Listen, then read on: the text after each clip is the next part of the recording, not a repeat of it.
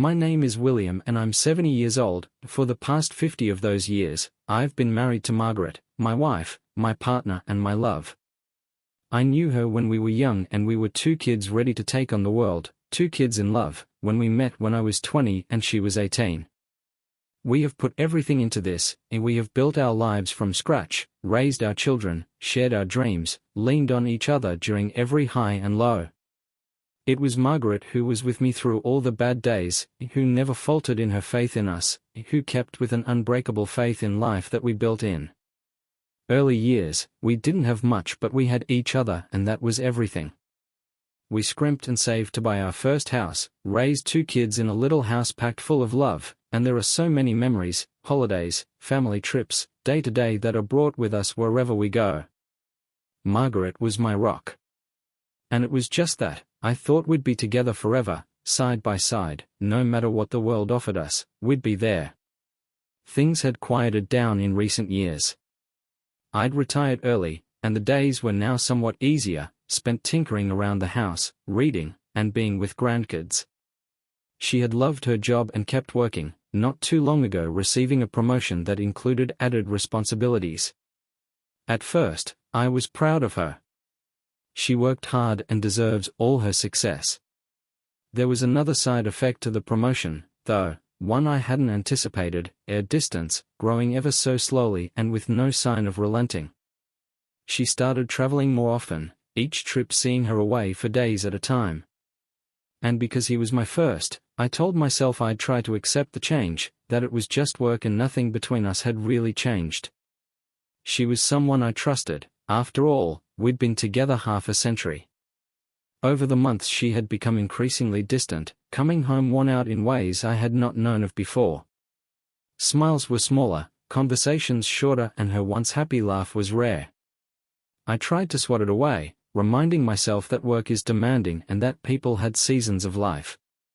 Every time I'd ask about her trips, she would answer vaguer and vaguer as if she was hiding something from me. I found myself wondering if I actually didn't know why, and most nights she would sit with her phone till the wee hours, her gaze on it in a way that made my stomach curl. I don't think that anything was wrong, I didn't want to, but that feeling of wrongness was like a small voice in the back of my head that grew louder every day. I couldn't ignore it any longer, so finally I did. I had to talk to her, to bust through this stupid invisible wall we somehow had between us now. Aren't 50 years together enough to handle any truth? The night I finally asked Margaret what was going on, I felt like I was looking at a stranger. There she was, sitting across from me at the kitchen table, her face cast in the soft glow of the light above, but her eyes, well, her eyes seemed somewhere else entirely. Margaret, I started, not knowing how else to put it. Lately, you've been different. I paused, choosing my words carefully, as if there was some magic combination that could unlock the truth without shattering what was left between us. You've been traveling more, staying later. You're more tired, quieter. Is everything okay? She didn't answer right away, which gave me plenty of time to imagine 1,000 terrible things. Her fingers traced circles on the edge of her coffee cup, her gaze avoiding mine, as though the cup held answers that she wasn't willing to share. Work's just demanding right now, that's all, she finally replied, shrugging it off as if it were nothing. You know how it is with the promotion. There's just more of everything to handle. I nodded, trying to believe her. But there was something off. It wasn't the words themselves, it was more the emptiness behind them. For the first time in 50 years, I felt like she was hiding something from me, and no matter how hard I tried to swat that feeling away, it stuck to me like a shadow I couldn't escape. In the weeks that followed, I began noticing things I never would have questioned before. Her phone, which she now kept close to her every second of the day, as if it held some secret. The way she seemed distracted, even at home, slipping off to the other room to answer calls with vague excuses about work matters. Then, one night, she got a text late in the evening. She picked up the phone quickly, a flash of what looked like panic crossing her face as she angled the screen away from me. A voice in my head, one I'd never heard before, asked me why she would feel the need to hide something from me. It was a voice I wanted to silence, but it was getting louder each day, demanding answers I wasn't ready to face. When she left for another trip a few days later, that voice became impossible to ignore. So, in a moment of weakness, or maybe it was strength, who knows, I decided to check her phone. It was locked, and she'd changed her password. That small detail struck me harder than anything. Margaret and I had always been open with each other, but now it felt like she was slipping away, hiding behind walls I couldn't climb. That night, alone in our two-big bed, I stared up at the ceiling, feeling as though I was losing her inch by inch. I didn't know what was going on, but I could feel it, whatever it was eating away at the life we'd built, piece by painful piece. I lay there for hours, wondering if I'd ever get my Margaret back or if I was about to lose everything that had once felt as solid as the ground beneath my feet. After that night, the days felt drawn out, like time itself had decided time itself would take its time and stretch time out, 1, 5, 15 minutes at a time, for simply no discernible reason. She was off on another trip, this one to Boston, for a last-minute conference, she'd told me, looking away before I could get a good look at her eyes. Her suitcase had been packed in haste, and her perfume had not been washed from the air when the door shut behind her. I stood in the middle of the quiet, empty house with nothing but the weight of my doubt on me. The first few days I assured myself it was all in my head. When sorry didn't feel like enough, I'd go out to the garden to prune the roses she loved so much, trying for the familiar routine to steer my thoughts elsewhere. I thought about the damn phone and the way she was now guarding it like it had secrets. How have we shared passwords, thoughts, fears in all our years together? Margaret and I had shared everything. We had no walls between us. Only now, it looked like she built my tower so high that I didn't even know if I could even reach her on the other side of it. Every night I'd be awake staring at her side of the bed empty, replaying in my head every conversation we'd had over the course of last year, the little bit more distant she was every time she came home. Which I kept thinking, this is just the stress of the promotion. Maybe this is what success looks like for her age. But deep down, I knew better. I couldn't take it on the third day of her trip. I sat down, came to the computer and did something I'd never ever imagined I'd do, surf the net to find out how to check someone's phone records. And I hated it, hated all the creeping feeling that I was crossing a line that we'd always respected. However, I had something underneath my pride, my fear, pushing me on. I had to know. The records weren't hard to find. I scrolled through the calls and texts, my pounding heart sinking with every number I didn't recognize. Especially one number. She would see this number late at night, early in the morning, and most particularly when she was on those business trips. Realization sank in, like ice on my veins, and I sat there staring at the screen. I always knew, but to see it right there, it was too real. As soon as she got back, I told myself I'd confront her. I wouldn't accuse, I wouldn't yell, I would ask her. I would ask her directly, plainly. My wife, my partner of 50 years, was Margaret. There was no one I owed a truth from, if anyone at all, more than her. That night, I barely slept. The bed was freezing, the house colder than it ever had been, and every creak sharper, like the universe had stilled for a while to let me confront what I'd found. Wide awake, I laid there, replaying memories that seemed almost foreign now, wondering if every touch, every glance, every laugh we'd had with one another had been real, or if I'd merely willed all of this into existence. Day came, but the heaviness never left. I knew the only thing that would heal it was to finally face her, to insist on the truth, even if it killed the life we'd conjured between us. When Margaret finally came home, it was almost evening. The light was soft, casting shadows across the living room as she stepped in with her suitcase, looking worn and tired. I watched her, quietly, as she set her bags down, her eyes meeting mine just for a second before she turned away. She gave me a small smile, barely there, like it was all she could manage. "Trip go okay?" I asked, trying to keep my voice steady, but even I could hear the strain in it. She nodded, brushing off the question with a quick busy, as always. Then she moved toward the kitchen like she needed to put some distance between us. But I wasn't letting this slip by, not this time. I could feel my resolve like a stone in my chest. "Margaret," I said, following her. "We need to talk." She paused, her back to me, and I could see her shoulders tense. She stayed silent for a moment, her hands clutching the counter as though it was the only thing keeping her grounded. Then she turned to face me, eyes guarded, as if she knew what was coming but hoped somehow to sidestep it. "What is it, William?" I took a deep breath, feeling the weight of 50 years in my voice. "Are you hiding something from me?" It came out softer than I'd intended, almost a whisper. The kind of question you ask when you already know the answer but can't bear to hear it spoken out loud. She looked at me, her face a perfect mask of calm, but there was something in her eyes, something flickering and evasive that sent a shiver down my spine. "I don't know what you mean," she said, her voice a shade too controlled. "Why would I be hiding anything?" "Because lately, I feel like you're not here. Like you're somewhere else, someone else." I could hear my voice trembling. "I feel like I'm living with a stranger, Margaret. And I can't keep ignoring this, whatever this is." Her face softened, just slightly, but she still held that wall up between us. She looked down at her hands, twisting her wedding ring, a habit I'd noticed her pick up only recently. Finally, she met my gaze, and for a moment, I thought I'd broken through. I thought she'd tell me something, anything that would make sense of these months of silence and doubt. But instead, she simply shook her head. "William, you're overthinking things," she said, a strange smile curving her lips. "It's just work. That's all. I'm just tired, that's all it is." "Tired?"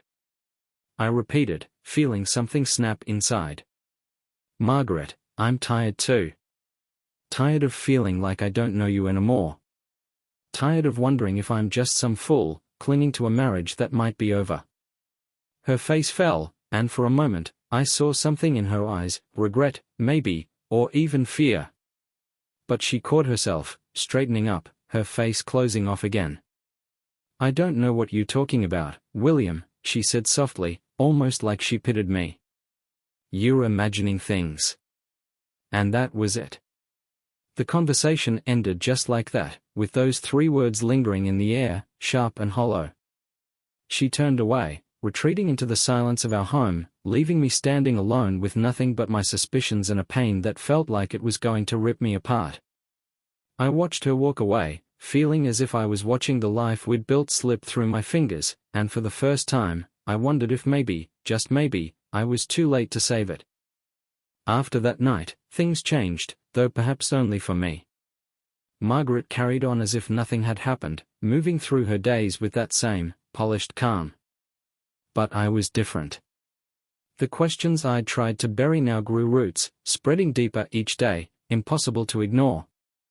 I felt as though I was living in the shadows of our life, watching Margaret with a detached, wary eye, wondering if every smile she gave was a lie. I started noticing things I'd never seen before, or maybe never wanted to see. She'd go out more often in the evenings, saying she needed to clear her head after work or grab coffee with a friend. Before, I wouldn't have thought twice about it. We'd always given each other space, respected our independence.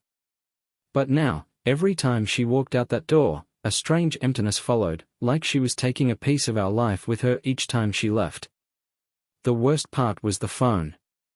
She clutched it tightly, guarded it as if it was the very thing keeping her heart beating. Every time it buzzed, she'd glance down, eyes flicking back up at me just a second too late. And then she'd go quiet, her fingers dancing over the screen in rapid taps, her face set, her expression unreadable. I'd see her light up, just a hint of a smile, and my stomach would twist with a feeling I'd never had before, a jealousy. One night, after she'd left her phone charging in the kitchen, I found myself standing there, just staring at it. It was locked, of course. But there was a new notification on the screen, just a name, one I'd never seen before, followed by a message preview that was short, teasing. I walked away, heart pounding, ashamed of the rage building in my chest. I didn't want to be this person, this jealous, suspicious man. But Margaret's distance was turning me into someone I hardly recognized. I tried to shake it off, to tell myself I was imagining things, that this was just my own insecurity. But that night, lying awake again, I realized I hadn't touched her in weeks. She'd lie beside me, just as she always had, but now there was a chasm between us. She'd turn her back, her body angled away, and I'd be left staring at the ceiling, wondering if she'd ever come back to me, or if I'd already lost her.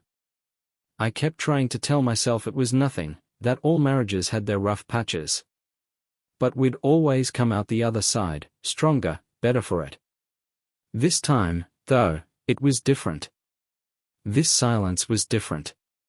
It was thick, heavy, like an unspoken confession hanging between us, and I was starting to believe that whatever had been keeping us together was slipping through my fingers. One evening, she returned from one of her coffee dates and barely looked at me when she came through the door. She offered me a quick hello, tossing her keys on the counter, and I felt my chest tighten. "Did you have a good time?" I asked, my voice catching. She nodded, absently. "Yeah, it was fine. Just the usual."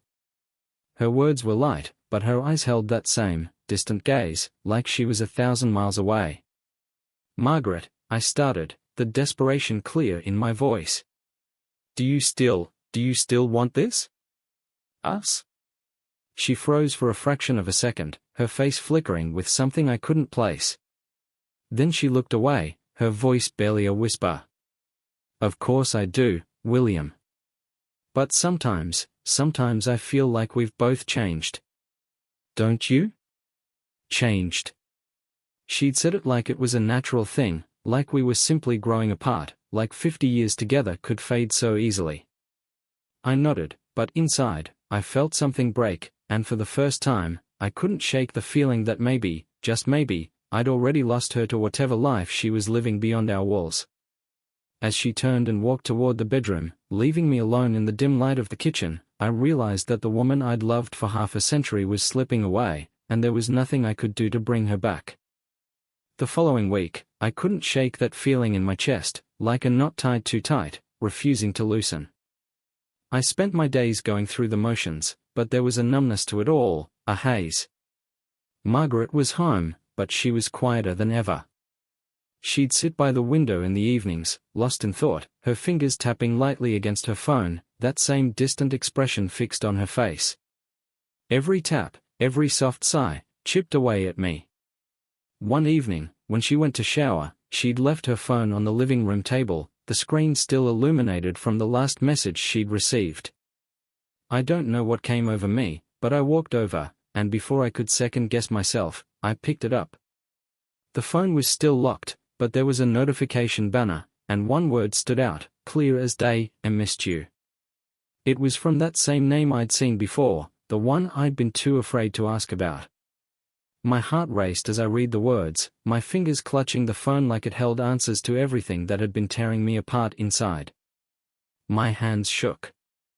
After 50 years of trust, 50 years of never doubting her, the evidence was right there in front of me, and it shattered whatever hope I had left. I put the phone back before she could catch me, and I felt a surge of anger mixed with despair. My mind raced, replaying every look, every excuse, every quiet night filled with tension.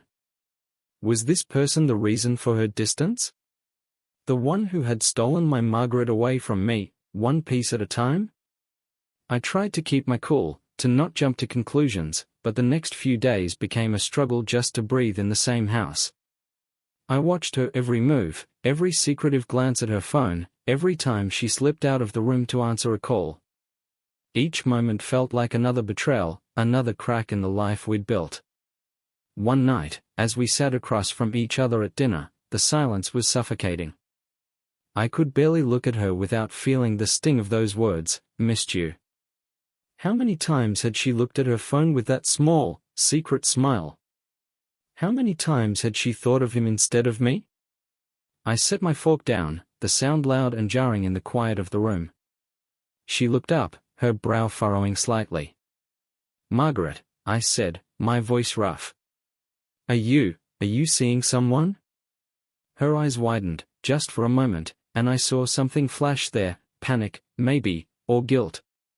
But she quickly regained her composure, setting her fork down with a calmness that cut me to the core. "William, why would you ask me that?" Her tone was measured, her gaze steady, but I could feel the lie in every word. "Because I see the way you look at your phone, the way you disappear on these coffee dates or those work trips," I said, the words spilling out faster than I could stop them. "I feel it, Margaret. I feel the distance. And I can't pretend anymore." She looked away, a faint blush creeping onto her cheeks. Her fingers fidgeted with the napkin in her lap, twisting it until it was crumpled and frayed. "William, you're imagining things. It's work, that's all. You're letting your mind get away from you." But I knew better. I saw the guilt in her eyes, the way her gaze shifted away from mine, unable to hold the weight of her own words. It wasn't just work. It wasn't just stress. There was someone else, someone who had been stealing moments from us, moments that I'd thought were ours alone. After dinner, I stayed up late, sitting in the dark, staring out the window, feeling like a fool. I could feel the life I'd spent 50 years building unraveling, slipping through my fingers like sand, and I was helpless to stop it. I wanted to scream, to break something, but all I could do was sit there, swallowed up by the silence and the crushing weight of what I now knew to be true. After that night, I found myself slipping into a kind of desperation I'd never known before. Days became a blur, and everything I did felt hollow, as though I was just going through the motions. Margaret and I shared the same roof, the same rooms, but we were worlds apart. And the silence, her silence, was unbearable.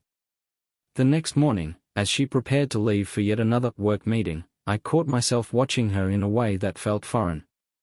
I knew every line of her face, every gesture, every little habit she'd held onto all these years, yet suddenly, I didn't know her at all.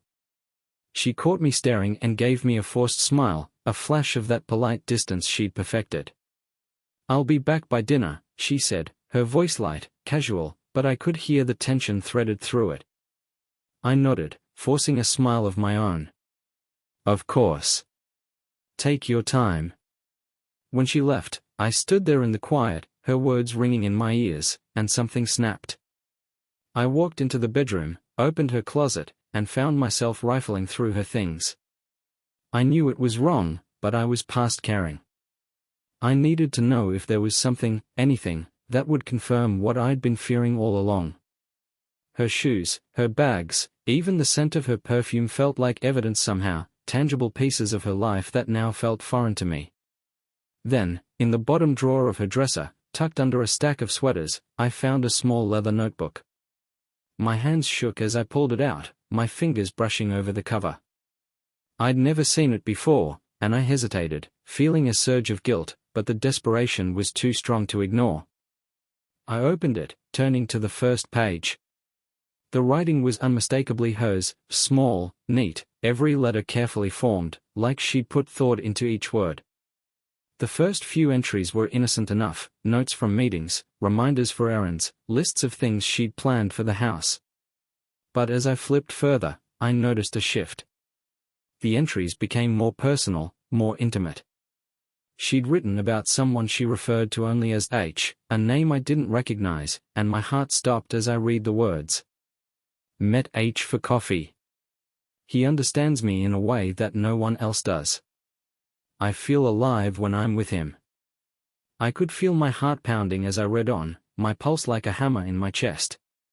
Each entry painted a picture I didn't want to see, a picture of a life she'd been building away from me, piece by piece, with someone who wasn't me. She'd written about late-night conversations, quiet dinners, walks in the park, moments that belonged to a different life, a life she was sharing with him. I closed the notebook, my hands trembling, and placed it back where I'd found it, every nerve in my body on fire with disbelief and rage. The truth was staring me in the face, more real than I'd ever imagined, and I felt a hollow ache settle in my chest. All the years we'd spent together, the memories we'd made, they felt tainted, fragile, as though they could shatter at any moment. When Margaret came home that evening, I couldn't look at her the same way. She walked in with a casual smile, greeting me like everything was normal, like she hadn't just spent the afternoon in someone else's world. I forced myself to smile back, to play along, but inside, I was unraveling, coming apart thread by thread. I wanted to confront her, to throw the notebook in her face and demand answers, but a part of me couldn't do it, not yet. I needed time to process, to come to terms with this new, horrible reality. So, I swallowed my anger, my hurt, and let the silence between us grow wider, deeper, until it was an ocean I was sure neither of us could cross. The days following my discovery were like living in a strange dream. Everything felt surreal, muffled, as if I was seeing my own life through someone else's eyes. I'd sit across from Margaret at breakfast, watch her pour her coffee, hear her ask me about my plans for the day, and all the while, the words in that notebook echoed in my mind. She'd laugh at something on the radio, make a comment about the weather, but every gesture felt like a lie. How many times had she smiled at me, sat across from me, all while building a life that I knew nothing about? I tried to act normal, to keep up the pretense, but it was getting harder with each passing day. Every time she left the house, every time her phone buzzed with a message, I'd feel my stomach twist, my mind racing with thoughts I couldn't control. I'd never been a jealous man. Trust had always been the foundation of our marriage, and in 50 years, I'd never once questioned her loyalty. But now, that trust was shattered, replaced by annoying emptiness that left me feeling hollow. One evening, I found myself sitting alone in the darkened living room, staring at the empty space where she'd sat just an hour before. She'd left again, some excuse about meeting a friend, but I knew better. I could feel the truth lurking behind her words, could see it in the way she avoided my gaze, the way her voice had grown soft, careful, like she was walking on eggshells around me.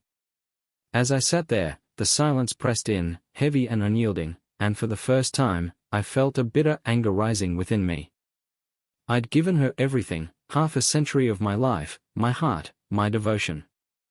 I'd sacrificed, worked, built a home for us, and now it all felt like a joke. She'd taken that life, our life, and shared it with someone else. I got up, my hands shaking, and walked over to the bookshelf where we kept our family photos. There we were, young and in love, laughing on our wedding day, holding our newborn children, celebrating anniversaries, birthdays, holidays, all the moments that had defined us, that had defined me. And now, standing there, staring at those photographs, I felt like I was looking at someone else's life. Had it all been real, or had I just been fooling myself, believing in a love that had left me long ago? The door clicked open, and Margaret walked in, her face flushed from the cold night air. She looked at me, hesitating just a moment before giving me a small, guarded smile. "Everything okay?" she asked, setting her purse down on the table.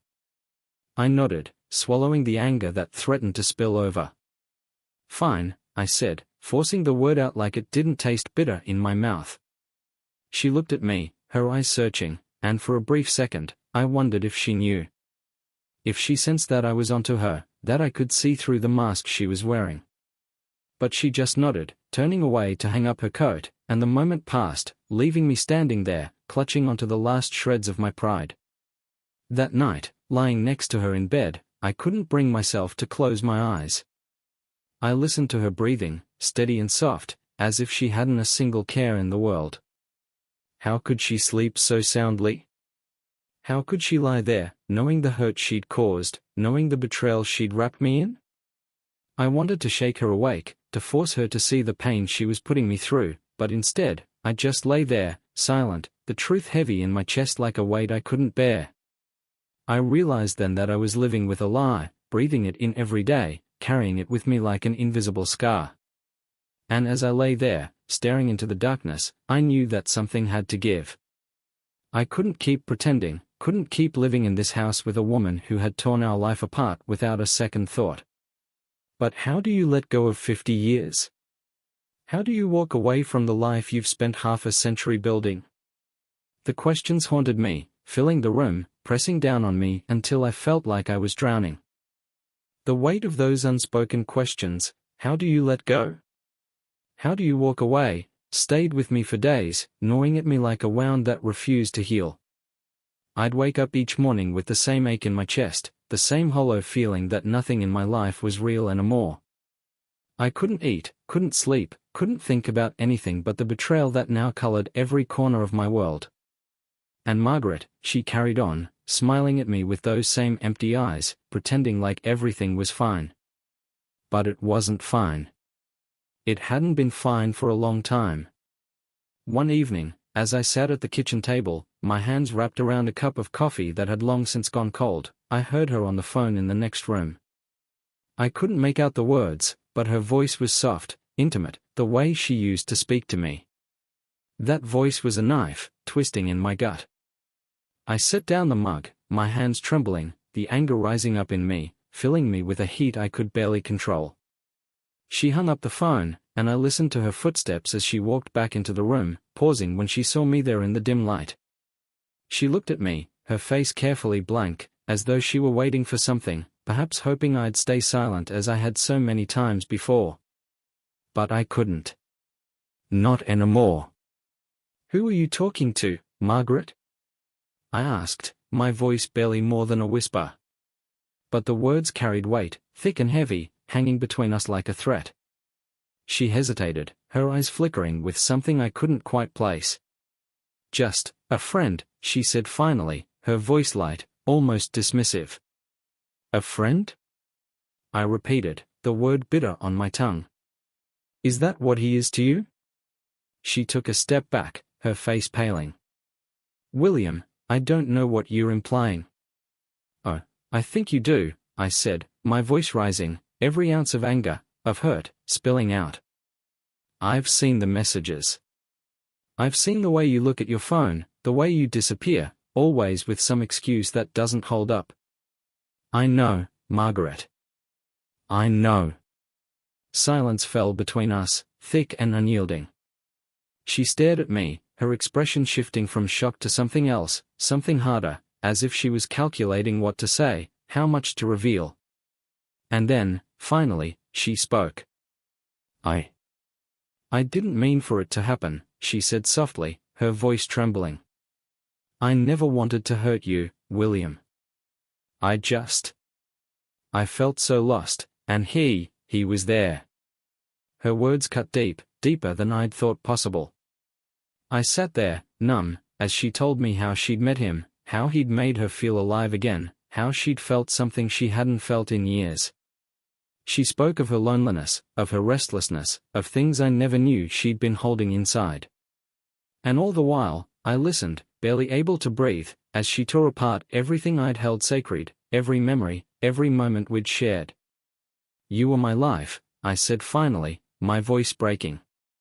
50 years, Margaret. 50 years. How could you throw it all away like this?" She looked down, her hands twisting nervously, her silence louder than any apology she could have offered. "I don't know," she whispered, her voice barely audible. "I didn't think it would go this far." I stood up, the weight of her words pressing down on me, crushing me. I felt like I was drowning, like the ground had been ripped out from under me, leaving me lost, untethered. The life I'd built, the love I'd cherished, had been shattered in a single moment, and I was left with nothing but the broken pieces. Without another word, I turned and walked out of the room, leaving her standing there, her face etched with guilt and regret. I walked out into the night, the cold air hitting me like a slap, but I didn't stop. I kept walking, the pain and betrayal fueling every step, until I was far enough away that I couldn't feel her presence, couldn't see the life we'd built crumbling around me. As I stood there, alone in the darkness, I knew that something had changed, something I could never get back.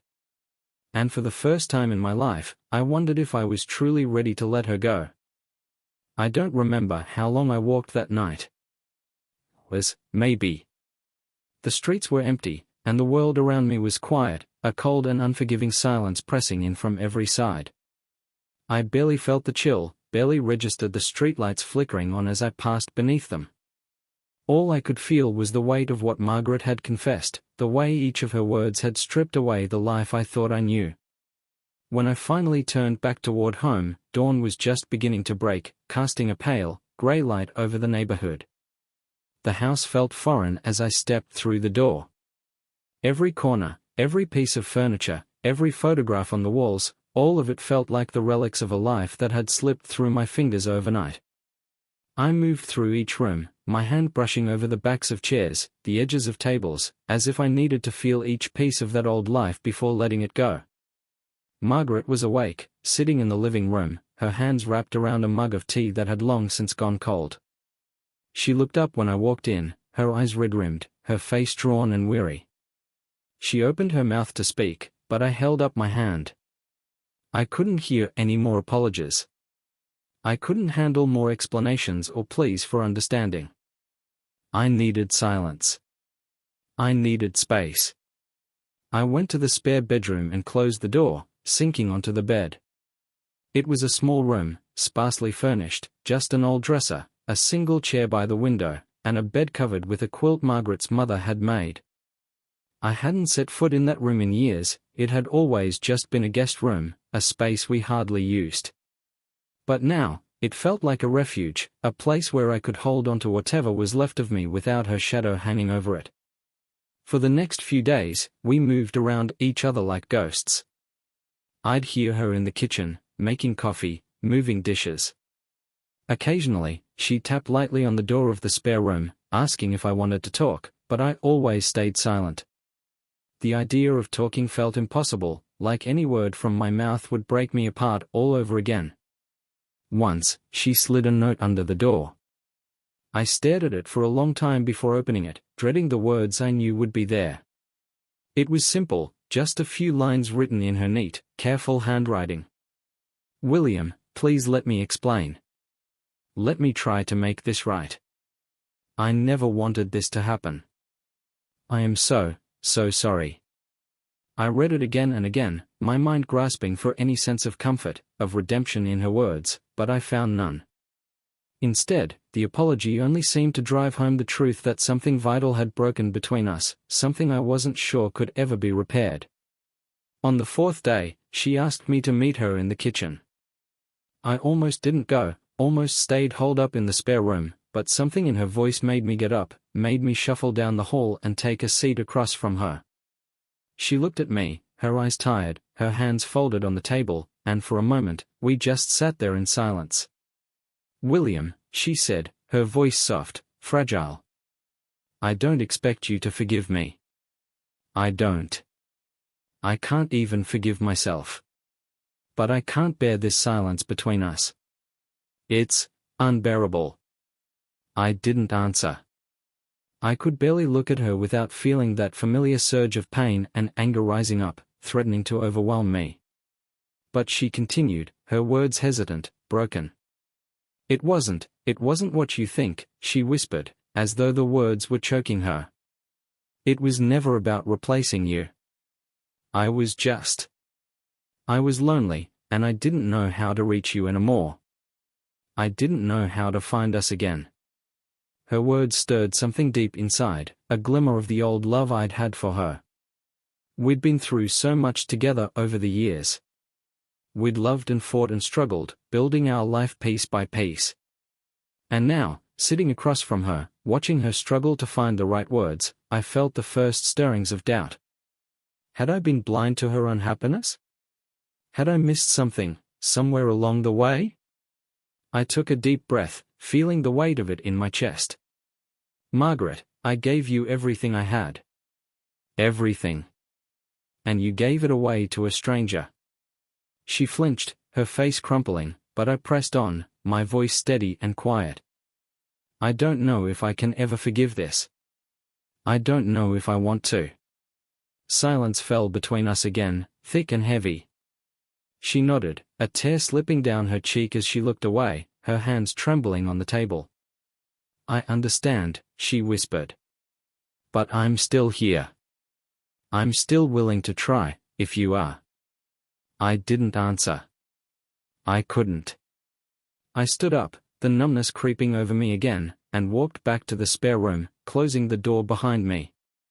For the first time, I realized that I had a choice to make, not just about her, but about the life we'd built together. And as I sat there in the quiet, I knew that choice wouldn't be easy. The days that followed felt like a limbo, each one stretching into the next, filled with a silence that pressed down on me like a weight. Margaret went about her routines, quieter than ever, careful not to intrude on my space. I could feel her presence through the walls, the way she'd pause outside the door, as if she was deciding whether to knock or walk away. Sometimes she'd leave a tray with tea or a small meal outside my room, a silent offering, but I rarely touched it. I spent most of my time in that small, spare room, sifting through memories I'd thought would comfort me but that now felt hollow. I'd stare at photographs, birthdays, family vacations, holidays we'd spent with laughter and love. It was like looking into someone else's life, someone else's happiness. And the longer I sat with those memories, the more I felt them slipping through my fingers, as if the betrayal had tarnished them, too. One afternoon, I couldn't bear the silence any longer. I left the house and drove, letting the road take me wherever it wanted. Eventually, I found myself by the lake where Margaret and I had once taken the kids for picnics, years ago. The lake was quiet, the water still, reflecting the grey sky overhead. I got out and sat on a bench by the shore, watching the waves lap gently against the rocks, remembering the days when the kids were young, when we'd packed sandwiches and sodas and spent entire afternoons here, laughing as they played by the water. It was here, at this very lake, that Margaret and I had our first big argument. I'd forgotten what it was about, something trivial, no doubt, something neither of us could even remember now. But I remembered how she'd laughed afterward, brushing it off, telling me we were bound to fight now and then. As long as we remember that we're in it together, she'd said, taking my hand. And I'd believed her. I'd built my whole life around that belief. Now, that memory felt like a ghost, haunting me, reminding me of a love I wasn't sure was even real anymore. I sat there for hours, the sky darkening, the wind picking up, until the cold finally seeped through my jacket and forced me to move.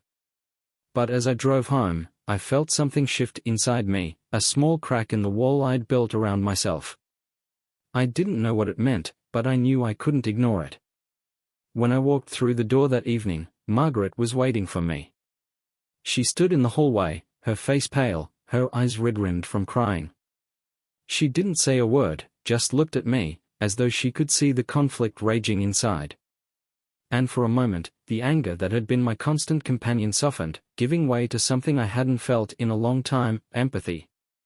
"William," she said, her voice breaking. "I know I've hurt you more than I could ever make right. But if there's anything left between us, any part of you that still believes in what we had, please let me try to fix this." I stared at her, taking in every line of her face, every trace of pain that matched my own. I wanted to turn away, to retreat back to the safety of my anger, my pride.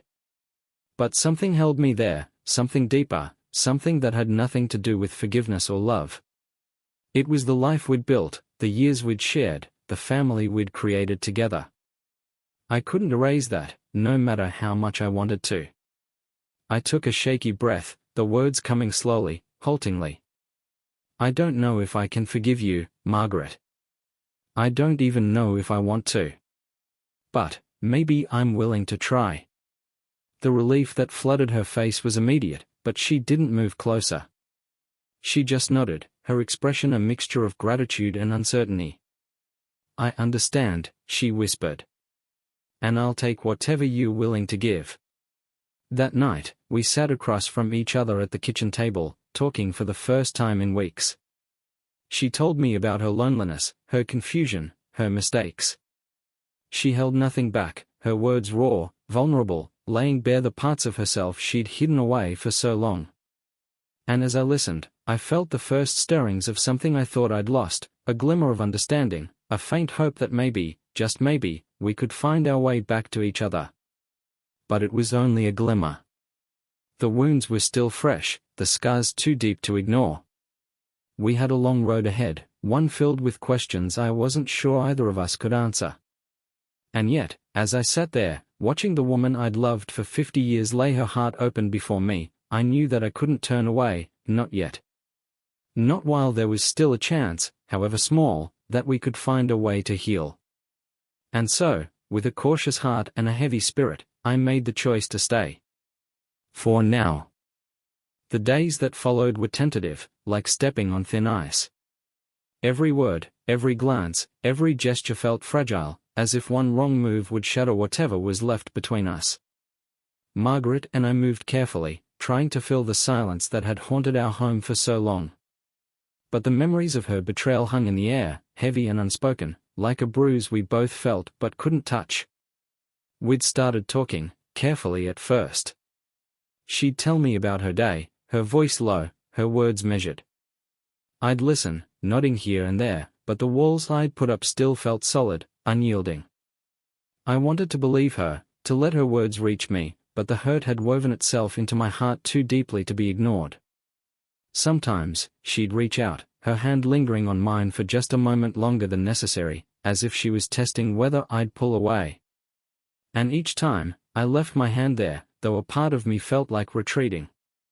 One morning, as we sat across from each other at the breakfast table, she looked up at me, her face soft and vulnerable in a way I hadn't seen in years. "William," she said, her voice trembling just a little. "Do you think we'll ever get back to how things were?" The question was one I'd been avoiding, the answer something I wasn't sure I had. I took a long sip of my coffee, buying myself a moment, letting the bitterness settle on my tongue. "I don't know," I replied honestly, setting the cup down. "I don't know if we can ever be what we were. Too much has happened." She nodded, her eyes filling with a sadness that mirrored my own. "I understand," she whispered. "But I want to try, William. I know it won't be easy, but I'm willing to do whatever it takes." Her words softened something in me, though I didn't want to admit it. There was sincerity in her voice, a rawness I hadn't heard before, and for the first time, I felt a faint glimmer of hope that maybe we could find a way forward, even if it was a different path than the one we'd walked for 50 years. As the days passed, we started finding small moments of connection. One evening, as we were cleaning up after dinner, she asked if I wanted to take a walk with her, the way we used to. The question caught me off guard, and we hadn't gone for a walk together in years. But something inside me told me to say yes, so I did. We walked in silence at first, the evening air cool and crisp, the only sounds the crunch of leaves beneath our feet and the distant hum of traffic. I could feel her glancing at me from time to time, but I kept my gaze straight ahead, unsure of what to say, unsure of how to act. And yet, despite the silence, there was something comforting about it, something that felt almost familiar. "Do you remember when we used to walk here every evening after dinner?" she asked softly, breaking the quiet. I nodded. "I do. It was our routine for years." I paused, memories of those walks coming back, of nights filled with laughter, of conversations that flowed effortlessly. Life was simpler then. She sighed, a wistful smile flickering on her lips. "Yes, it was. But I suppose life has a way of changing, doesn't it?" The words hung in the air, and I felt the ache of her betrayal settle over me once again. But this time, there was something else there, too, a sense of acceptance, of understanding that maybe we'd both changed, that maybe our marriage had changed in ways we hadn't seen. As we continued our walk, I found myself talking, sharing memories, stories, even little jokes I'd long forgotten. It was awkward at first, but with each word, each step, the tension between us seemed to ease, if only a little. And Margaret, for the first time in a long while, laughed, a quiet, gentle sound that brought a pang of bittersweet familiarity to my heart. By the time we returned home, I felt lighter, as if the weight of everything we'd been carrying had lifted just a bit. It wasn't a solution, it wasn't forgiveness, but it was something, a small step toward healing, a tentative reach toward the life we'd once known.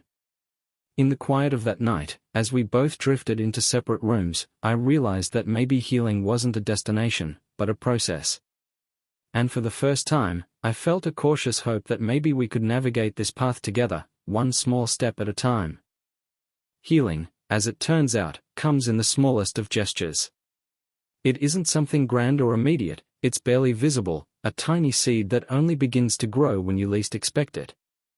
Margaret and I continued our quiet routine, speaking softly, carefully, like each word was a pebble we were laying to build a new foundation. One Saturday morning, I woke up to the smell of coffee and bacon wafting from the kitchen.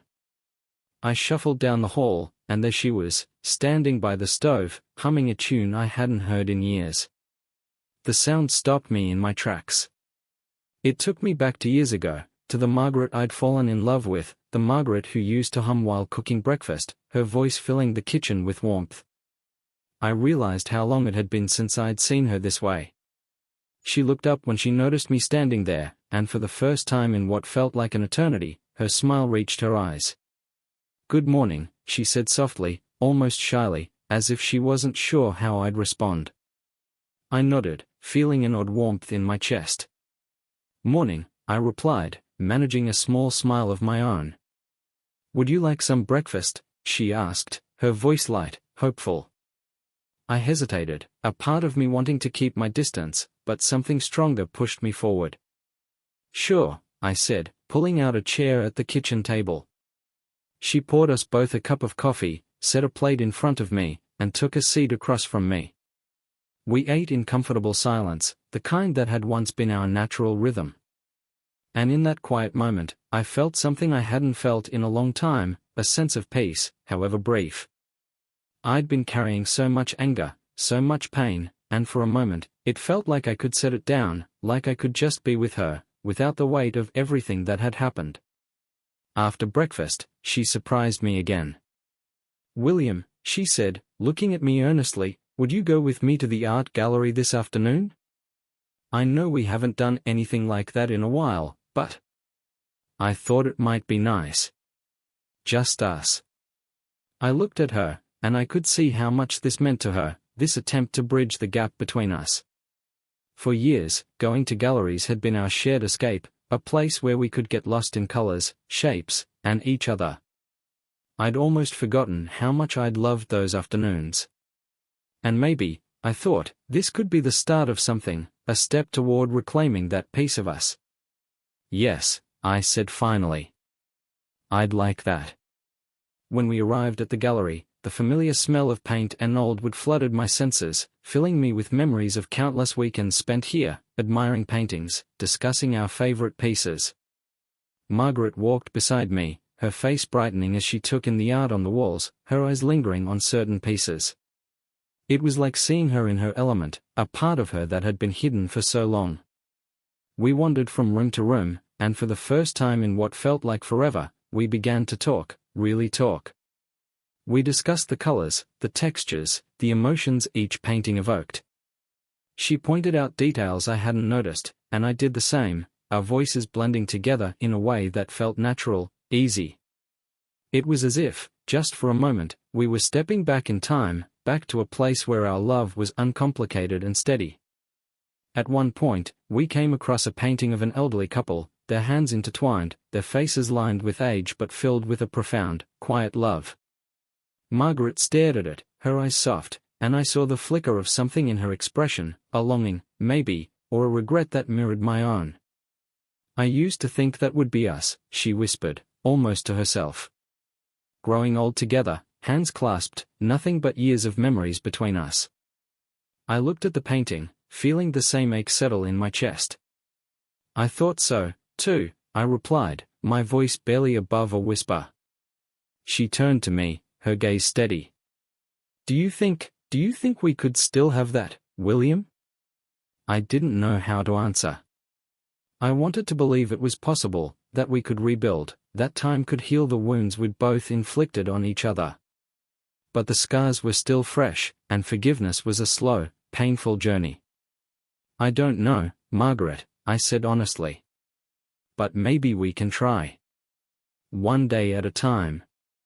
She nodded, her eyes glistening, a small, hopeful smile on her lips. "One day at a time," she repeated, as if she was promising herself as much as she was promising me. That night, as we returned home, I felt something stir within me, a tentative hope that maybe, just maybe, we could find our way back to each other. It wouldn't be easy. There were still hard conversations to be had, wounds to be healed, trust to be rebuilt. but as I held the memory of that painting in my mind, of that elderly couple who had weathered the storms of life together, I realized that maybe we weren't as broken as I'd thought. Maybe, with time, we could create a new chapter, one built on resilience, on forgiveness, on a love that could withstand even the hardest of trials.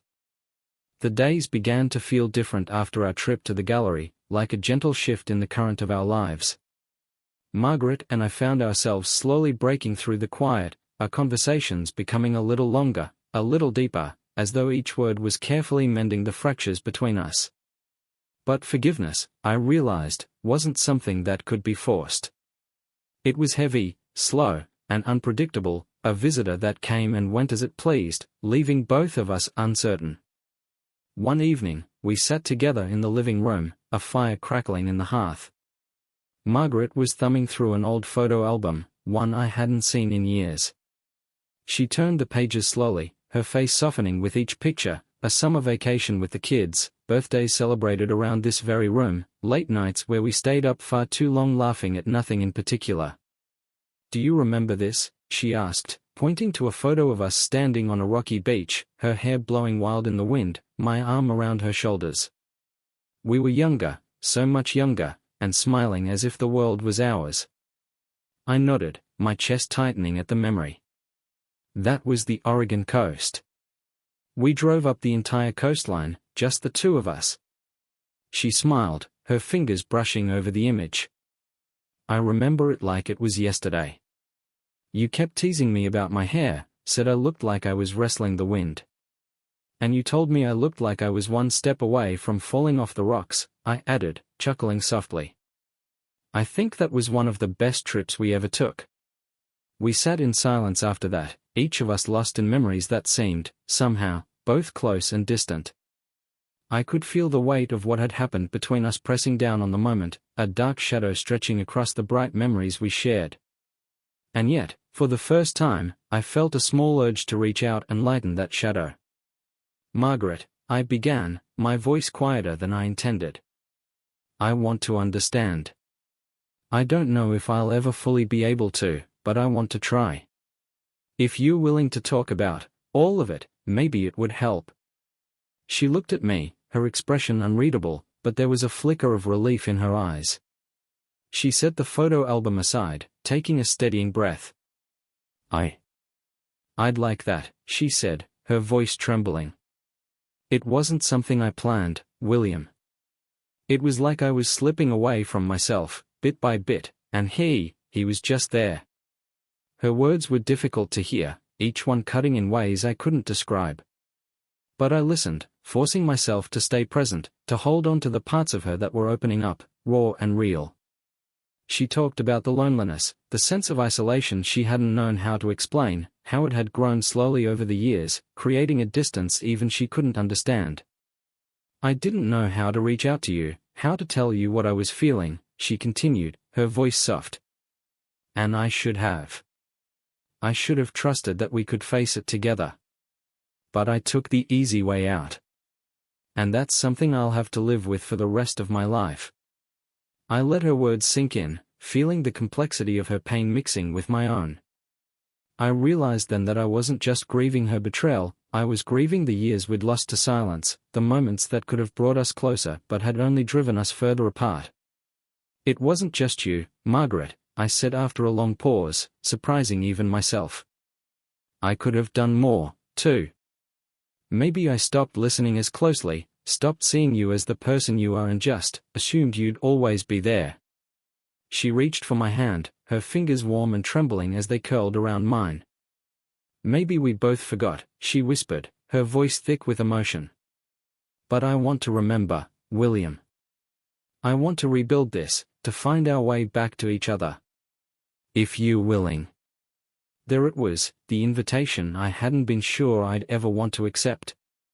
Part of me wanted to pull back, to hold on to the anger, the hurt that had become so familiar. But I also knew that holding on would only trap me in the past, keeping me locked in a place where resentment overshadowed everything else. "I'm willing," I said finally, feeling the weight of those words settle over me, anchoring me in a decision I hoped I wouldn't regret. "It won't be easy, and I don't know if I'll ever be able to forget. but I want to try." Margaret's eyes filled with tears, a mixture of relief and regret, and she squeezed my hand tightly. "That's all I can ask for," she whispered, her voice barely audible. "Thank you, William, for giving us a chance." In that quiet moment, as we sat side by side, the firelight casting flickering shadows around us, I felt the first stirrings of something I hadn't felt in a long time: hope. It wasn't perfect, it wasn't forgiveness, not yet. But it was a beginning, a small step toward rebuilding what had been broken. And for now, that was enough. The days that followed our talk were full of small, fragile beginnings. Forgiveness remained a distant concept, something we both acknowledged but didn't yet fully embrace. Instead, we focused on the little things, small gestures, quiet moments, learning to be with each other again without the heavy silence that had hung between us for so long.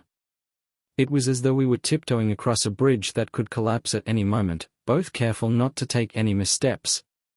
One morning, as we sat at the breakfast table, Margaret placed a steaming cup of coffee in front of me. She'd remembered just how I liked it: 2 sugars, a splash of milk. It was a small act, but it warmed something inside me. I looked up at her and smiled, a real smile, for the first time in what felt like forever. "Thank you," I said quietly, and I could see in her eyes that she understood the weight behind those words. She nodded, her own smile soft, cautious, as though she, too, was afraid of disturbing the delicate peace we were building. We began filling our days with routines that had once been second nature. After dinner, we'd take a walk around the neighborhood, speaking in low voices about the day's events, the weather, memories of vacations we'd taken with the kids. We talked as if rediscovering each other, as if meeting for the first time. And slowly, I started to see glimpses of the Margaret I'd fallen in love with all those years ago, the woman who loved art, who laughed freely, who found beauty in the simplest things. One evening, as we strolled through the neighborhood, she surprised me by reaching for my hand. I hesitated, feeling a pang of old hurt, but then I let her fingers entwine with mine. The touch was gentle, tentative, as if she were asking a question rather than making a statement. We walked in silence, hand in hand, the cool evening air filling the spaces where words weren't needed. At home that night, I found myself unable to sleep, my mind racing with memories of our early years together, of everything we'd built and lost and now were struggling to rebuild. I got up and wandered into the living room, where I found her sitting by the window, gazing out at the darkened street. She turned when she heard me, her face soft and open, and I sat beside her, feeling a pull that I hadn't felt in a long time. "Do you ever think about what life would be like if we could just go back?" she asked, her voice barely more than a whisper. I nodded, looking down at my hands. "I think about it all the time. But we can't go back, Margaret. We can only try to move forward." She sighed, a sad, resigned sound, and leaned back against the cushions. "I know. But it's hard sometimes. I wish I could undo everything, make things right." I looked at her, seeing the regret etched into every line of her face. It was a feeling we both shared, an ache for what had been lost, a longing to rebuild something that felt unbreakable again. "We can't change the past," I said softly, reaching for her hand. "But maybe we can learn from it." The weeks passed, and slowly, that brittle bridge between us began to feel a bit sturdier. There were days when we'd laugh together, and other days when the memories of her betrayal would creep back, casting shadows that were hard to shake. But each time, we managed to hold on to each other, finding comfort in the small steps we were taking toward healing. One evening, as we were tidying up after dinner, she asked me a question that took me by surprise. "William, would you be willing to go to counseling? Together?" I froze, the idea both intimidating and strangely appealing. Counseling had always felt like something other people did, something for couples who couldn't solve their problems on their own. But maybe we were those people now. And maybe, just maybe, that was okay. "Yes," I said after a moment, surprising myself with how easily the word came. "I think that would be good for us." She smiled, relief softening her face, and nodded. "Thank you. I know it won't be easy, but I think it could help us understand each other better. That was the crux of it, really, understanding. We'd spent so many years moving side by side but rarely looking inward, rarely questioning if the life we'd built was still enough for both of us. Counseling wouldn't erase what had happened, but it could help us find the language to talk about it, to make sense of the pain we both felt. A week later, we found ourselves sitting in the office of a quiet, grey-haired therapist. She welcomed us with a warm smile, her eyes kind and understanding, as if she'd seen this pain before, as if she knew how to hold it without judgment. I felt my heart pound as we began, each of us speaking in hesitant fragments, sharing pieces of our story, our hurt, our hopes. As the weeks of counseling turned into months, we learned how to truly listen to each other, to speak openly about the hard things, to look at ourselves without flinching. It was the hardest thing I'd ever done, stripping away years of defenses, of pride, of fear. But in that vulnerability, in the raw, painful honesty of those sessions, I began to feel something lift, a burden I hadn't realized I'd been carrying. Margaret was changing too, her openness growing, her trust in me slowly reappearing. She'd talk about her mistakes, about the emptiness that had led her astray, and I began to understand, even if I couldn't fully forgive just yet. The anger still lingered, a reminder of the betrayal, but it was tempered now by a cautious hope that maybe, together, we could build something stronger. It wasn't a perfect journey. There were days we'd fall back into old habits, days when the wounds felt fresh, but each time, we'd come back to the table, ready to try again. And in those moments, I saw the future we could have, a future not bound by the past, but shaped by everything we'd learned, by the resilience we'd found in each other. Healing, I realized, wasn't about forgetting. It was about finding a new way forward, together, with the scars as part of our story. And for the first time in a long time, I felt that maybe, just maybe, we were going to be okay. Weeks turned into months, and Margaret and I continued our counseling sessions, each one revealing more of the wounds we'd buried over the years. It wasn't easy, some sessions were raw, our words sharp and painful as we confronted our anger, disappointment, and the unmet expectations that had quietly built walls between us over the decades. There were times I'd leave the therapist's office exhausted, wondering if it was worth reliving the pain again and again. But each time I'd return, because a part of me knew this was the only way forward. Outside of therapy, we tried to create small rituals to bring back a sense of normalcy. We'd make coffee together in the mornings, sit on the porch in the evenings, talk about the news, and ask each other questions about the things we'd overlooked for years. And slowly, I began to feel something shift, an understanding, a gentler acceptance of each other's faults and fears. But the truth was, forgiveness was still a mountain I couldn't seem to climb. There were days I'd look at her and feel a surge of anger rise within me, a reminder of the betrayal that was always just beneath the surface. And it wasn't just her, and there were moments when I was angry at myself, too, angry for missing the signs, for failing to see her pain, for not being the partner she needed me to be. It was a burden I carried alone, unsure if I'd ever find a way to release it. One evening, as we sat together after dinner, Margaret reached for my hand, her touch tentative but warm.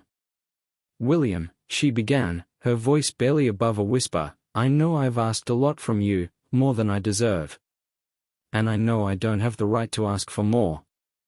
But there's something I need to tell you." I looked at her, feeling a flicker of dread but nodding for her to continue.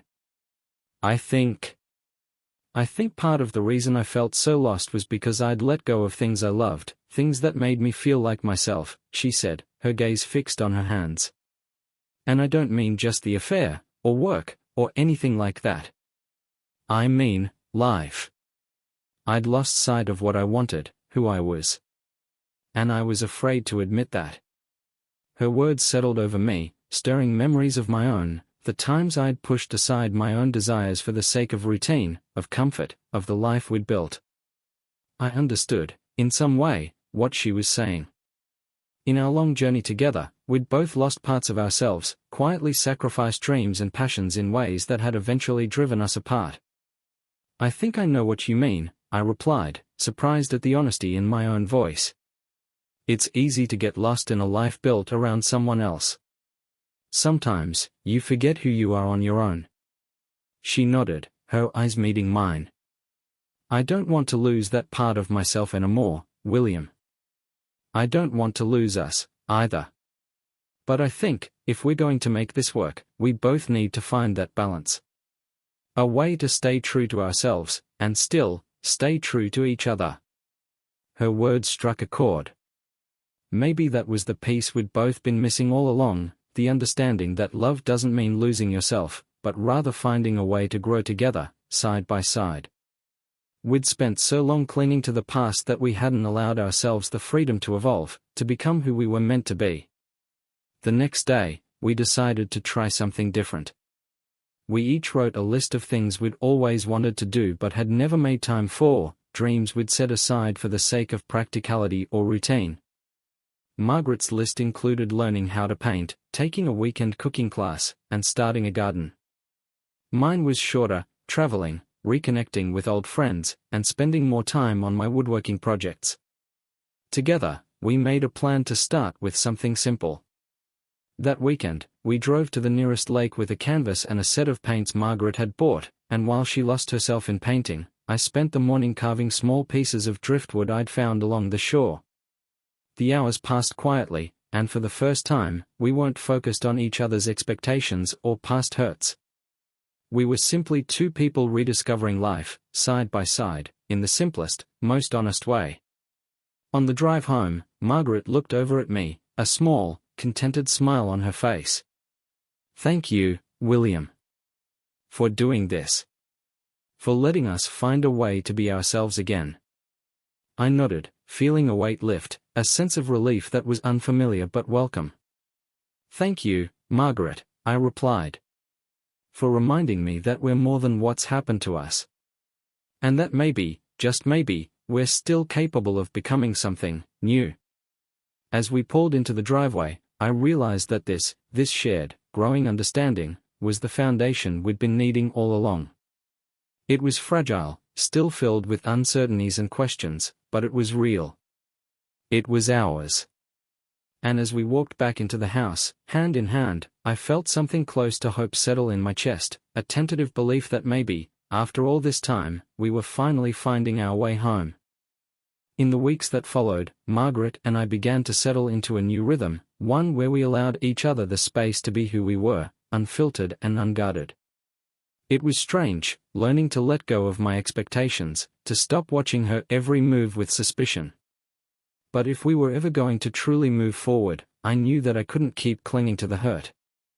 And Margaret, she seemed more committed than ever, going out of her way to prove that her heart was in this, that she was ready to rebuild what we had lost. One day, she came home with 2 plane tickets in her hand and a nervous smile on her face. "William," she began, holding the tickets out toward me. "I know this might be too much, but I thought maybe we could take a trip together. Somewhere new, somewhere neither of us has ever been." I took the tickets, glancing down to see the destination, Charleston, South Carolina. It wasn't far, just a few states away, but it was unfamiliar territory, a place where neither of us had any history. I realized then that it was her way of offering us a clean slate, a chance to create something new, free of the weight of our past. I hesitated, a part of me still wary, still clinging to the doubt that had lingered since her confession. But I saw the hope in her eyes, the quiet determination that told me this was more than just a vacation. This was her way of saying, "Let's try again." "I'd like that," I said finally, feeling the first stirrings of excitement mixed with a nervous anticipation. It had been years since we'd gone on a trip together, and I couldn't help but wonder if this could be the start of something different. A week later, we boarded the plane, and as we lifted off, I felt a strange mix of relief and anxiety. We sat side by side, both of us silent, but the tension was different now, a hopeful kind of tension, like we were both waiting to see if we could make this work. Charleston greeted us with its charm, the historic homes, the cobbled streets, the ocean breeze that carried the scent of salt and magnolia. We checked into a small bed and breakfast, a cozy place with a wraparound porch and warm, yellow walls. It was modest, but comfortable, The kind of place where you could forget your worries, if only for a little while. The first day, we explored the city together, walking down streets lined with old oak trees draped in Spanish moss, stopping at small shops and admiring the colorful row houses. Margaret reached for my hand as we walked, her fingers intertwining with mine, and for the first time in a long time, I didn't pull away. I let myself enjoy the simple pleasure of holding her hand, of feeling connected, if only for that moment. That evening, we found a quiet restaurant overlooking the water. We sat across from each other, the flicker of candlelight casting warm shadows on her face. She looked at me, her eyes soft, vulnerable in a way that made my heart ache. "Thank you for coming here with me," she said, her voice barely above a whisper. I nodded, feeling a rush of emotions that I couldn't quite name. "Thank you for asking," I replied, my voice just as soft. "For wanting to make this work." We talked that night, really talked, in a way we hadn't in years. She opened up about her regrets, her fears, the moments she'd felt alone but hadn't known how to reach out. And I, in turn, shared my own doubts, my own failures, the times I'd taken her presence for granted. It was painful, but it was honest, and as the hours passed, I felt something break open, a sense of release, of letting go of the anger and hurt I'd held so tightly. The next morning, Margaret suggested we visit one of the historic plantations on the outskirts of the city. It was beautiful, with vast gardens and towering trees, but what struck me most was the sense of history, the reminder that lives and loves had come and gone here, that the ground we walked on held countless stories of joy and loss. It made me think of our own story, of the pain we'd survived, and I felt a quiet determination to turn our own history into something we could both be proud of. That night, back at the bed and breakfast, I found myself wanting to be close to her in a way I hadn't felt in a long time. It wasn't just physical, it was a need for connection, a desire to bridge the distance that had lingered between us even after we'd committed to rebuilding. We lay in bed, side by side, and I reached out, pulling her close.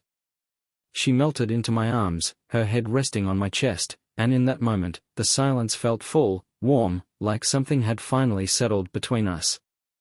In the days that followed, I began to feel the walls I'd built around my heart start to come down. I could look at Margaret and see her not just as my wife, but as a person, a flawed, beautiful, complex person who, like me, was trying to find her way back to the love we'd almost lost. We laughed, we shared quiet moments, we let ourselves be vulnerable. And in that vulnerability, I found something I hadn't expected, a new kind of trust, one that was more cautious, but somehow more resilient. By the time we returned home, I felt lighter, like I was carrying less of the past with me. Margaret seemed different too, more at ease, as though she'd finally let go of some of the guilt and fear that had haunted her. We'd created new memories together, ones untouched by the mistakes of our past, and that alone felt like a victory. One evening, as we unpacked our bags, Margaret looked over at me, her eyes filled with a quiet hope. "Do you think we'll be okay, William?" I took her hand, feeling the warmth of her skin against mine, and nodded. "I think we will. It won't be perfect, but I think we're going to be okay." She smiled, a real smile, and in that moment, I believed it too. We'd been tested, torn apart, and left broken, but somehow, through it all, we'd found a way to come back together, to create something new. It wouldn't be easy, there would be days when the past would resurface, when old wounds would reopen. But for the first time, I felt ready to face those days, to trust that we could withstand them, together. As I held her hand, I felt a sense of peace settle over me, a peace I hadn't felt in years.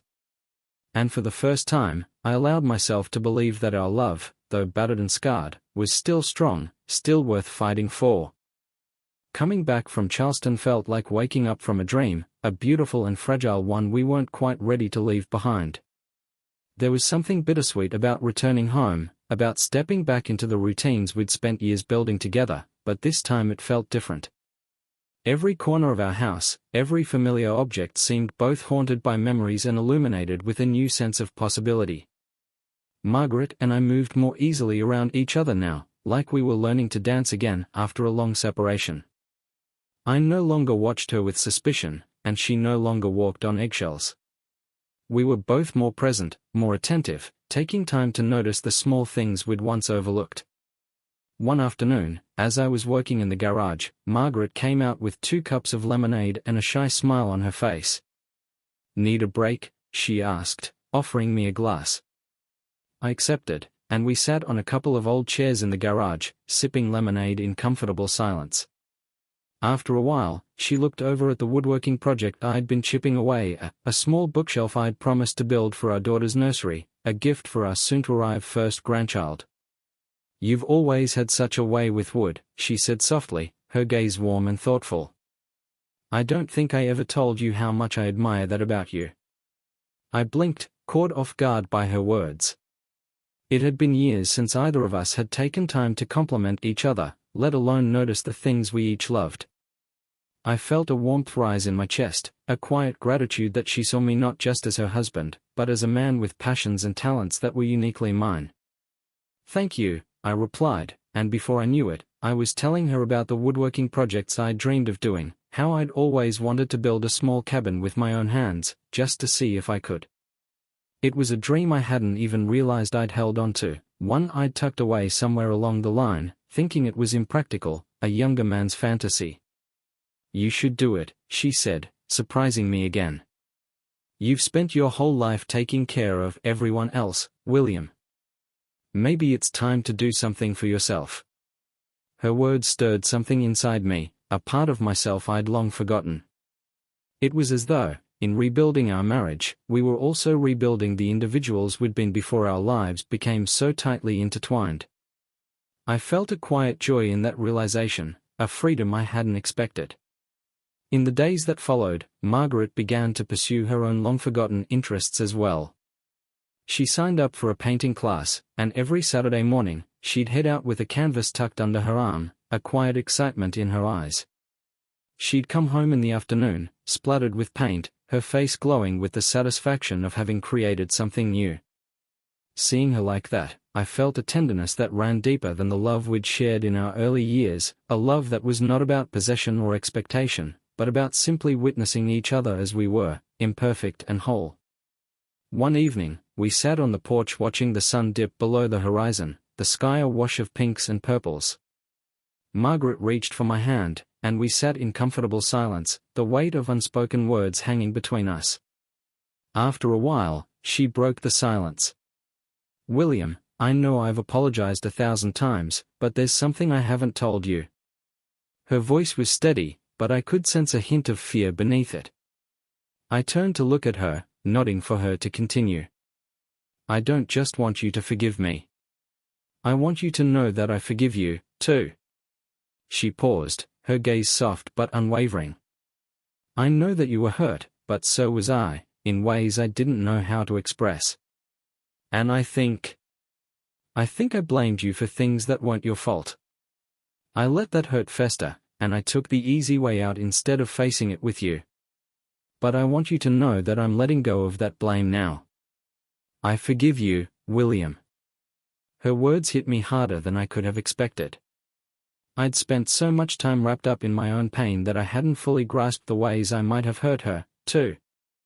I'd always seen myself as the betrayed, the wronged, but in that moment, I realized that forgiveness had to go both ways. I took a deep breath, feeling the last of the bitterness leave me, replaced by a profound sense of peace. "I think I needed to hear that," I whispered, squeezing her hand. "Anne. I forgive you, Margaret. I really do." We sat there, hand in hand, the weight of our shared forgiveness settling over us like a soft blanket. It wasn't about erasing what had happened, it was about accepting it, embracing it as part of our journey, part of the love we were still discovering. In that moment, I knew that we weren't just rebuilding our marriage, we were creating something new, something that went beyond love, beyond trust. It was a partnership, a respect, an unspoken commitment to face life's storms together, no matter how fierce they might be. That night, as we lay side by side, I felt a closeness to her that I hadn't felt in years, a quiet certainty that we would be okay. We had walked through fire, and though we were scarred, those scars had only made us stronger, more resilient, more able to see each other for who we truly were. as I drifted off to sleep, I thought of all the years still ahead of us, and for the first time in a long time, I felt a deep, unwavering joy. We had rebuilt our love not as it was, but as it was meant to be, tested, tried, and beautifully, irrevocably real. The days that followed felt lighter, more open. I began to notice that the quiet tension, which had lingered between us for so long, was gone. In its place was something calmer, a deeper acceptance of who we were and everything we'd been through. The weight of forgiveness had settled, and with it came a happiness that was softer, perhaps, but more enduring, a happiness rooted in understanding. Margaret's Saturday painting classes became her favorite ritual, and as she'd leave each week, her face alight with that new energy, I'd feel a quiet pride. Watching her reclaim her passions stirred something in me, too, a desire to embrace my own ambitions, however small. I spent hours in the garage working on that bookshelf for our daughter's nursery, taking my time to perfect each detail, the grain of the wood, the finish. It felt good to build something with my hands, to create something lasting and full of intention. One Sunday afternoon, as I was putting the final touches on the bookshelf, Margaret came into the garage holding a canvas. She looked at me, a touch of nervousness in her expression, as if she wasn't sure how I'd respond. "I finished my first real painting," she said, showing it to me. The canvas was covered in sweeping colors, deep blues and greens with touches of soft yellow. It was a landscape, almost abstract but familiar in a way I couldn't quite place. Then it hit me, it was the lake we'd visited in Charleston, the one where we'd taken our first walk toward reconciliation. "It's beautiful, Margaret," I said, feeling a swell of emotion I hadn't expected. "You captured it perfectly." She blushed, looking down, but I could see the happiness in her eyes. "Thank you, William. I wanted to paint something that meant something to us.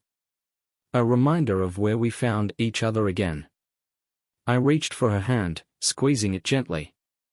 "I don't think I'll ever forget that place," I replied. "Or the way it made me feel, like we had a chance to start over." Her gaze softened, and in that moment, I realized how far we'd come. Our love wasn't the same as it had been, but that was okay. We'd grown into something more resilient, more grounded. It was no longer the love of two young people filled with dreams, it was the love of two people who'd weathered life's storms and come out the other side stronger, wiser, and closer than ever. That night, we decided to celebrate. It wasn't an anniversary or a birthday, it was simply an acknowledgement of the life we'd rebuilt together. Margaret cooked a special dinner, something we hadn't done in years. We set the table with our good dishes, lit candles, and poured glasses of wine. As we sat across from each other, I felt a sense of gratitude that was almost overwhelming. "Here's to us," Margaret said, raising her glass, a soft smile on her face. "To us," I replied, clinking my glass with hers. We drank in silence, both of us savoring the moment, the warmth that filled the room. After dinner, we moved to the living room, where we'd spent countless evenings over the years. But this time, it felt different. We put on an old record and let the music drift through the house, filling the spaces that had once felt empty and cold. Margaret held out her hand, inviting me to dance, and I took it, pulling her close as we swayed together, slow and easy.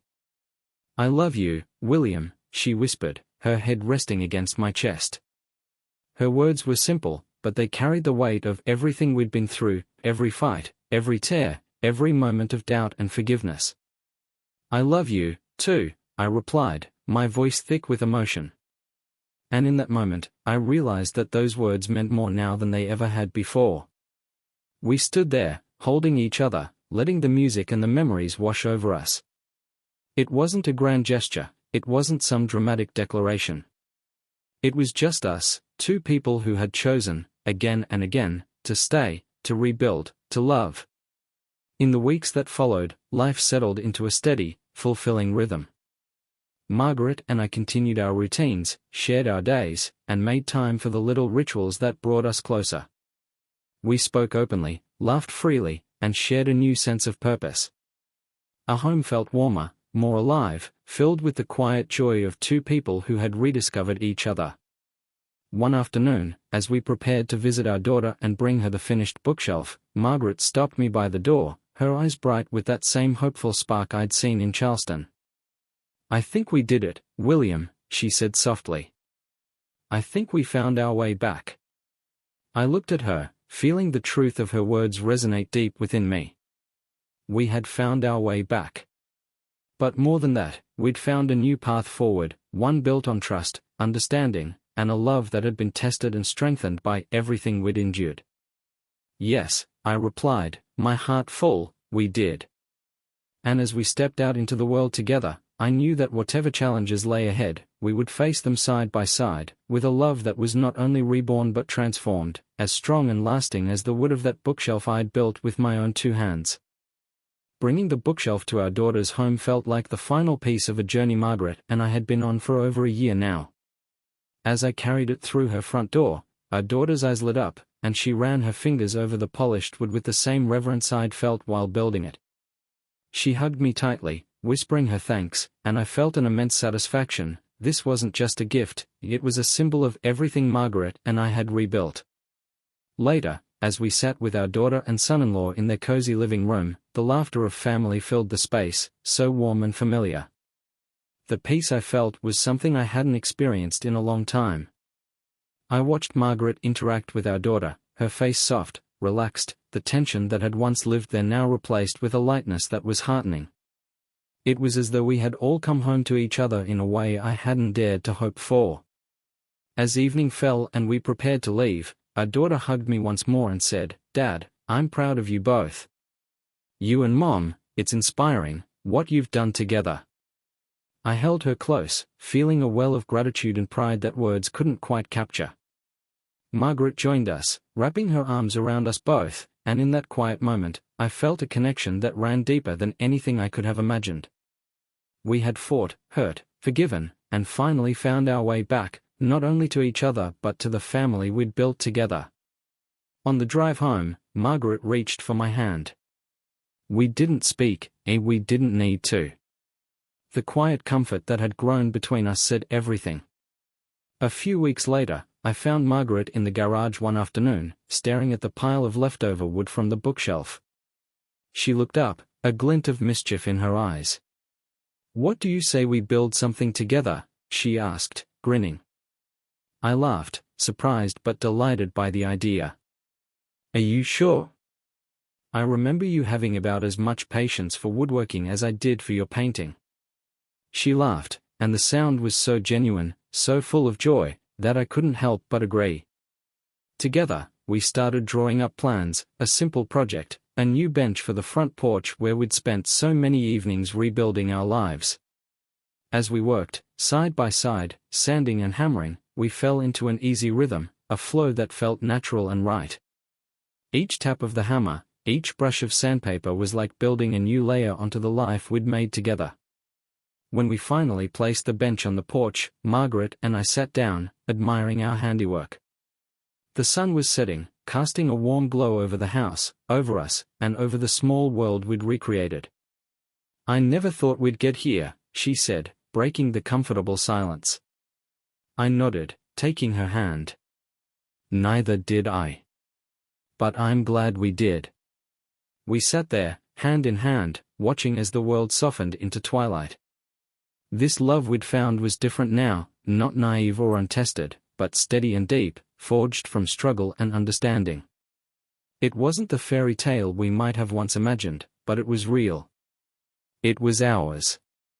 As the evening drew in, we rose to go inside, and I felt a sense of completeness, a quiet assurance that whatever challenges life brought, we'd face them together.